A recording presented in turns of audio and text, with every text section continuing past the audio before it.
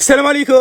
جيتكم اليوم بهذه الفطائر الاسطوريه اللي معمرين بالبنه. كل ما نحب ناكل حاجه بنينه وساهله نديرهم يجوا محمرين مفرمجين محشيين. واش نقول لكم، ساهلين ماهلين وبنتهم كالعاده الهبال تاع الدنيا. الحاجه الاولى اللي نديروها نخدموا لاباط تاعنا في ريسيبيون درت 4 كيسان تاع الفارينه مع ملعقه صغيره تاع الملح، مغرف كبيره تاع السكر، مغرف كبيره تاع خميره الخبز، وملعقه صغيره تاع خميره الحلوى. نخلطوا النواشف تاعنا ونضيف لهم نص كاس تاع الزيت، نبسوا مليح مع هذيك الفارينه. بعدها نبداو نلموه بالحليب يكون دافي حتى نحصلوا العجينه تكون طريه وتلصق في اليد، معناتها لازم تكون خفيفه. بعدها نحطها ديريكتومون فوق بلون دو طرافاي كما راكم تشوفوا راهي تلصق شويه، ونعجنها مده 5 دقائق هكذاك حتى تولي ليليس. نحطها في ريسيبيون ونغطي عليها ونخليها تريح. ما بين نخدموا لافارس تاعنا هنا في مقله درت فيها شويه تاع الزيت، حبه تاع بصل تكون مقطعه مكعبات هكذا تكون متوسطه، مع سنه تاع الثوم نقليهم مليح حتى يتبان لي البصل. نضيف كميه تاع الفيونداشي ولا بولي اشي ولا دانت اشي كما تحبوا، نتبلو مليح. وكي يتقلى لي مليح هذاك الفيونداشي نروح نجيب طوماطيش تاع الباطا من عند عمور جات الجوده العاليه، ندير منها قسم غرف تكون كبيره هكذا، نقليها مليح مع الفيونداشي تاعي. بعدها نضيف حبه تاع الطوماطيش اللي كنت رحيتها مع شويه تاع الماء، ونخلي هذاك الفيونداشي يطيب وحتى يشرب كامل هذوك السوائل اللي هو معاه. وندور ديريكتومون لاباط تاعي بعد ما ريحت نقسم 4 كويرات يكونوا كبار و4 يكونوا صغار شويه على الاخرين. ودوك تفهموا على هنا نحكم وحده كبيره نفتحها بهذه الطريقه تكون رقيقه، نحطها ديريكتومون فوق بابي كويسون ونزيد نفتحها شويه